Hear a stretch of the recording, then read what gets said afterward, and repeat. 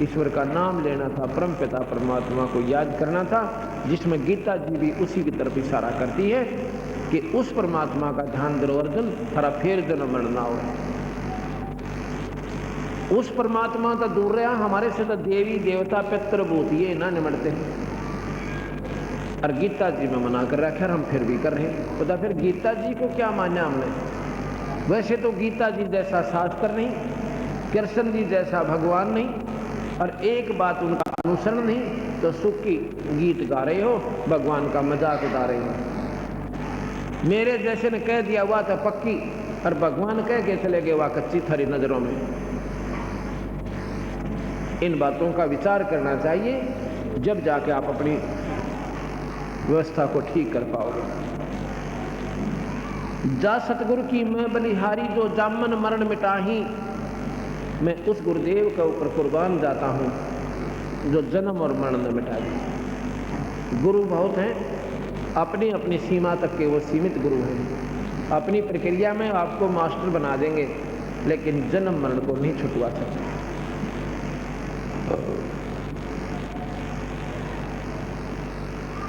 कुल परिवार तेरा सकल कबीला, मसलत एक ठहराई। जब ये शरीर छूट जाता है, अपने आसपास के कुल परिवार के व्यक्ति इकट्ठे होंगे।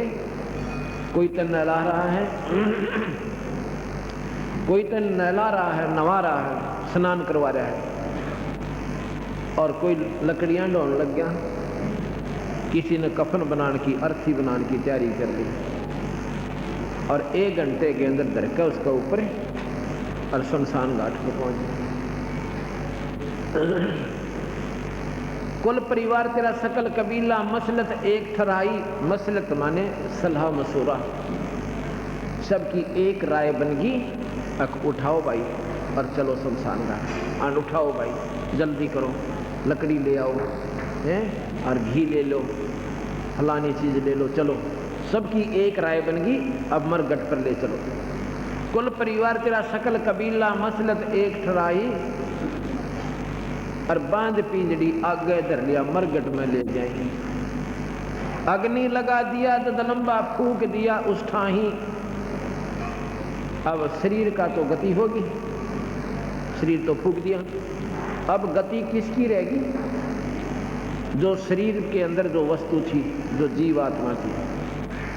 वेद बांध फिर पंडित आए, पीछे गरुड़ पढ़ाई। ओए है, वो तो जा चुके वहां तपस्या पे काल के मुंह में, और पाछे उसकी विलय गरुड़ पढ़ाई। गरुड़ भी पढ़ दिया। फिर क्या हो गया? नर से तीतू पशुआ कीजे, गद्दा बैल बनाई। ये 56 भोग कहाँ मन बोरे, तो कुरुड़ी चलने जाए। अब 1 मिनट कभी भी दिन में विचार किया करो, अपने भोजन जब खान लगो और अन्य प्राणियों के आहार को 1 बजे किया करो। आपने वह रोटी खा जरूर लोगे, पर भगवान नहीं भूल सकते हैं। और हम क्यों अब उन पशुओं को तो पशु ही मानते, ये तो ऐसे पशु बने रहेंगे, और हमने मौज मारेंगे, फिर मनुष्य बन जाएंगे, और फिर ठाठ हो जाएंगे। ऐसा नहीं है। कल बताया था कि बीबी पड़दर रहे थी, ड्योडी लगे थी बार, इब नगन उगाड़ा करती हैं, गात उगाड़ा करती हैं, और बनकुतिया बाजार। ये परमात्मा का नियम है, ये बिल्कुल सत्य है। ये 56 भोग कहाँ मन बौरे की तकुरडी चरने जाई। और फिर के बनेगा?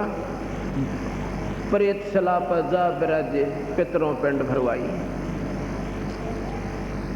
फिर कहेंगे तुम्हारे जो पूर्वज है ना, वो पितर बने हुए हैं, प्रेत शिला पर रहते हैं, अब उनके पिंड भरवा दो, नहीं तो उनकी जुन्नी ना छूटे, वो मतलब मुक्ति ना हो, उनकी गति नहीं हुआ है।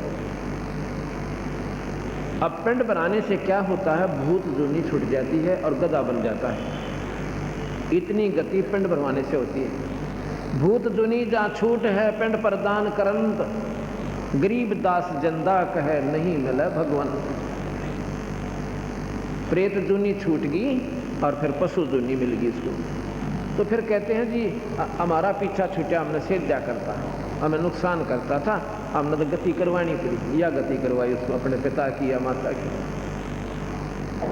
और फिर वो श्राद्ध क्यों निकाले भाई, पिंड भरवाए पाछे बहुत श्राद्ध खान को आए और काग बोए कलमाई। और फिर नो कहें श्राद्धा में देख कौआ भोजन खा जाएगा ना, ये तेरे पिताजी ने मिल गया। अरे बड़ी सी दुनिया गुरु बिन कैसे सरिया, जब आवे आसज का महीना बोला कौआ बाप बनैया। अरे बड़ी सी दुनिया गुरु बिन कैसे सरिया, पूरे गुरु बिना क्यों कर बात बने। आसज के महीने में लोग फिर कौवे को बाप बनावे, अगे तुम्हारा पिताजी आ गया और ये देखो ना काग बन रहा है, भोजन खा गया। हम सारे गर्दन, हाँ जी बिल्कुल। और कौवे ने ईब छात पर डाल दो, दो टूक टूट कर पड़ा, कौवे सबसे पहले आएंगे। आसोज में कहते काचक में डाल लियो ना, वो तो न्यू खड़े पाओगे। और चलो एक दिन अपने पिता की रोटी खवा भी दी, 364 दिन के खागा करो, एक दिन खिला दी और 364 दिन के खाएगा वो पिताजी अपना। ये इसी आंख बांध रखी है, लीला तो था भर दिया। या तो तुम रोज ही काट दो कनागत, 5-4 रोटी तोड़े और छाछ पर बगा दी, सब पक्षियां के मुंह पड़े, रोज कनागत होगी। तो ये जो कौन समझावा इस बोले जगत ने, बल्कि नाराज हो जाते हैं। बता सारी चीज़ां न बिसराव से, तो बिसरान दे नहीं हम जो कि त्यों बता रहे हैं, ये शास्त्रों से प्रमाणित बता रहे हैं आपको, को बाहर की बात नहीं है। और शास्त्र अपने तायान नहीं दिए, क्योंकि कुछ सीमित लोगों के पास ही विद्या का अधिकार था पाने का, आम व्यक्ति को नहीं था। एक समय की बात है, कढ़ौली का जाट, उनका नाम निश्चल दास या कढ़ौली दिल्ली के पास है, कर खोजे दो रहे हरियाणा में। और वो बहुत तीव्र बुद्धि के थे और संत आत्मा थी, पिछले जन्म की कमाई गनी थी। उसके मन में प्रेरणा होगी कि मैं संस्कृत पढ़ूं और शास्त्रों को पढ़ूं और दुनिया को समझाऊं। इन्होंने गुमराह कर रखा लोगों ने। उसमें केवल पंडित ब्राह्मण को ही विद्या प्राप्त करने का अधिकार था। काशी विद्यापीठ में दूसरी जाति वाला वहाँ प्रवेश नहीं मिलता था, उसको दाखला नहीं मिलता था। उसने झूठ बोल कर और नकली पंडित बनकर, ब्राह्मण बनकर, और गांव में सरपंच की मेंबर की मोहर मरवा लेगा आप पे, और पंडित बन गया और दाखला ले लिया, एडमिशन मिल गया और इतना विद्वान, 1 नंबर पाव यूनिवर्सिटी में। इतना मतलब प्राकांड उसका दिमाग चल रहा था, विद्वान बन गया। सबसे प्रथम श्रेणी में रहा है जब उसने काशी विद्यापीठ की शिक्षा पूरी की। जब चलने लगा तो वहाँ के जो प्राध्यापक थे, मुख्य अध्यापक थे, प्रिंसिपल थे, उनके लड़की जवान थी, शादी योग्य हो गई थी। उसने सोचा ऐसा विद्वान बालक और होनहार और खूबसूरत, और क्यों ना अपनी कन्या का ब्याह इसका कर दूं, लड़की की शादी तो करनी ही है। और ऐसा बच्चा कभी मार नहीं खा सकता, खूब रोजी रोटी कमाओगा, क्यों रोजी रोटी के लिए ही वो विद्यापीठ की, उसमें यही साधन था कमाई का। इन लोगों ने आध्यात्मिक वर्ग को रोजी रोटी बना ली थी। तो उसने जब वो निश्चल दास अपने गुरुदेव के चरणों में शीश झुकाने के लिए अंतिम विदाई लेने गया, तो कहने कि गुरुदेव आशीर्वाद दो, आपका बच्चा सफल हुआ है। कहने लगा भाई कोई दक्षिणा नहीं देगा, अगर जो मांगो उसको ले लो। महाराज जी शरीर भी आपका ही है। कहने लगा भाई वचनबद्ध हो जा। हक हो गया जी कि मैं अपनी लड़की की शादी आपसे करना चाहता हूँ। अब यहाँ फंस गया धर्म संकट में, ना तो बन गई थी बात। अब वो सहम गया कि बता भाई क्यों कर पार पड़ेगी, तो बड़ा चाला हुआ। कहने लगा गुरुदेव मैं एक सच्ची बात बता दूं। क्यों भाई, और सच्ची क्यों ना बताओ? गुरुदेव का आगे तो सच्ची ही बताते हैं, सच्ची बताओ। मैं ब्राह्मण नहीं हूँ, मैं जाट हूँ कड़ौली का, और जी मैंने तो विद्या प्राप्त करने के लिए भाई संस्कृत भाषा को सीखने की मेरी रुचि थी और शास्त्रों को आम व्यक्ति तक पहुंचाना चाहता था। तो उस प्रिंसिपल का पारा और 100 का ऊपर गया, एकदम नाराज हो गया, लाल आंख कर ली, नीच तुच्छ जीव तो, और तुमने ऐसा जुल्म कर दिया, फलाना कर दिया, श्राप दे दिया। एक तो श्राप दे दिया कि तुझे रोज ताप होगा, पीड़ा होगी, बुखार बनेगा एक बार दिन में, और दूसरा तो वचनबद्ध है हकानी, संस्कृत भाषा में कहीं प्रचार नहीं करेगा। अच्छा जी, अब भाग जाए यहाँ से। उसने फिर संस्कृत भाषा प्रयोग नहीं करी सारी उम्र, शास्त्रों की जानकारी जरूर की, उसका प्रचार फिर संत भाषा में किया। वो दादूपंथी संतों की शरण में चला गया जो कबीर पंथ से ही संबंधित है, और वहाँ एक संत की शरण लेकर फिर उसने एक इतनी मोटी किताब बना रखी है शास्त्रों के ही जितने भी उनमें अंश जिस प्रकार भी वो समझ पाए उनके आधार पर संत वाणी में दोहों के आधार पर लिख दी, संस्कृत में नहीं लिखी। तो इस प्रकार इस सत्य मार्ग को असत्य में परिवर्तित कर दिया गया। सच्चाई का ज्ञान किसी को रहा नहीं, रोजी रोटी जिस प्रकार से भी प्राप्त हुई वैसे ही ट्राई करने लगे। एक समय की बात है, एक राजा ने अब जैसे जनता को मार्गदर्शक जैसे मेरे जैसे जो गाइड करेंगे ये भोली आत्मा तो उसी तरह पक्की हो जाएगी। उन्होंने किसी ने बताया कि आप जो है कथा कराओ भगवान की घर पर या जाप करवाओ गायत्री मंत्र का। राजा ने कहा कि ठीक है करवा लो। मंत्री को आदेश दे दिया कि रोजाना एक असरफी विद्वान को जो गायत्री जाप करके जावे और या कोई भी कथा करे उसको एक दे देना, चाहे वो जाप करे चाहे कोई अपनी कथा पढ़े या कोई मंत्र करे, जैसे भी करे। तो एक पंडित विद्वान को पंडित कोई जाति नहीं है, इस बात को भूलोगे तब जाकर के कबीर साहब की अकड़वी दवाई अंदर जाएगी, नहीं तो कोई न कोई बाधा मन में बनी रहेगी कि महाराज जी तो पंडितों की क्रिटिसाइज कर रखी है कबीर साहब ने। कभी नहीं, पंडित की कर रखी है जिन्होंने गलतियां की। आम व्यक्ति पंडित नहीं है। जैसा कि मैंने बताया था, हमारे दादा गुरुजी जाट थे छावला के, उन्होंने काशी विद्यापीठ से, अब तो सभी को वहाँ कोई ऐसी दिक्कत नहीं, कोई भी जा सकता है, सैकड़ों वर्ष से 50-60 वर्ष से ऐसा चल रहा है। वो 4 विषय के आचार्य हो गए थे और उन्होंने उनको पंडित जी के नाम से जाना जाता है जाट होते हुए। एक गुरुकुल खानपुर हरियाणा में गुवाना के पास है, उसके मुख्य अध्यापक को वो भी जाट होते हुए पंडित जी के नाम से जाना जाता है। सहदेव को पंडित जी के नाम से जाना जाता था।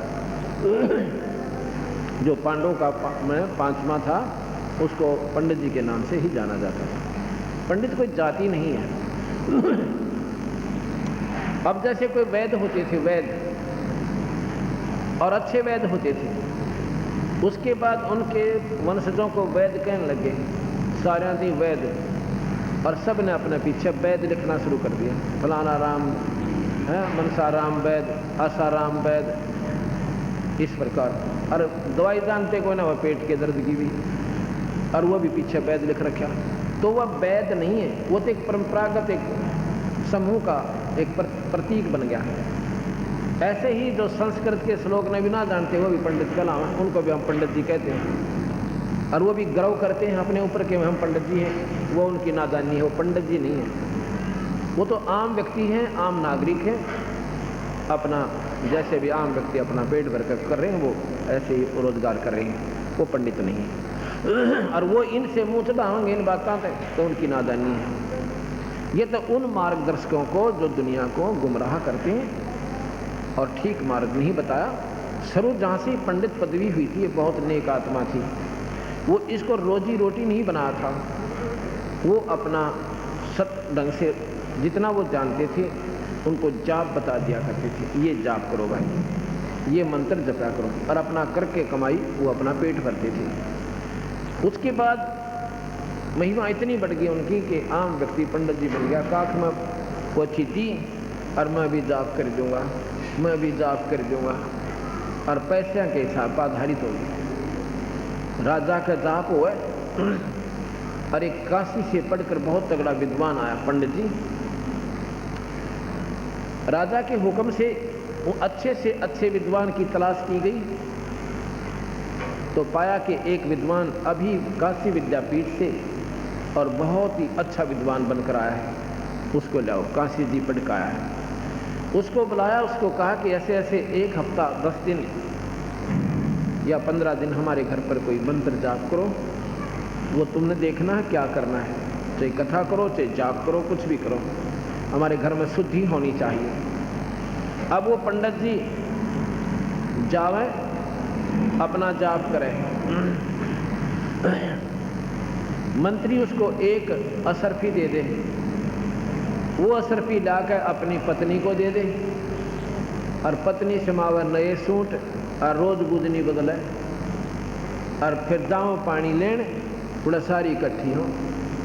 तो वह औरतें पूछा कर आए, यो कद बनवाई, ये कद लाई, कितने लाई, थारे घर ते लाई, थारे पीढ़ी में मिल जा, ये सारी पूछ लिया करे 2 मिनट में। तो वह ने बली मारा है ना, राजा का कथा करने जाकर पंडित जी एक असरफी दे दे, सब मौत हो रही से हमारी। अब वो दूसरी सुने थी, उसने अपने पंडित जी ताई की, अपने पति देवता कि आप भी पंडित जी हो और जाइए जाप करके आओ, और देख फलानी के घर वाला रोज एक असरफी जाओ से। वो कहने लगा भगवान वो तो बहुत बड़ा विद्वान पुरुष है, और मैं देखे ना तो कोई जानता, किसी एक चीज़ तो जानता नहीं, भाई ठीक है इन रोड़े बोला न तो रोड़ा लो, वो राजा का काम न मरवावेगी तो वह नहीं मानी। नो बोली तुम और दिन आता अपनी डींग मारा करता, और आज क्यों ना जाता, तो 2 पैसे मिलन का टाइम आ गई, तो नो का मैं जानता को ना। उन्होंने सोचा ले भगवान ना मानती तो जाऊं। अब जाता है, वो अपनी कथा कर रहा है, विद्वान पुरुष, और उसने कहेगा बेरा था ने उल्टी से किताब पकड़ रहा, और के करने मन मन जो यू कहवाए, जो यू कहवाए, जो यू कहवाए, जो यू कहवाए, जो ये बोल रहा वही, जो बोल रहा वही। अब चलो और तक कौन जान दे, अपने बैठे रहे एक कमरे में आप पढ़ रहे हैं, कौन देखे। पहले ये ऐसे ढंग से स्थिति आगे की कि जाप करनी है, जाप कर रहे हैं, कुलबा खेत में काम अपना दुकान पर बैठे है, पंडित जी को जाप कर रहे हैं, कमरे में बंद करवा दे, और बंद भी न्यों करवा दिया करते, चाहे सोवा चाहे बैठा, माड़ा हाथ में होनी चाहिए।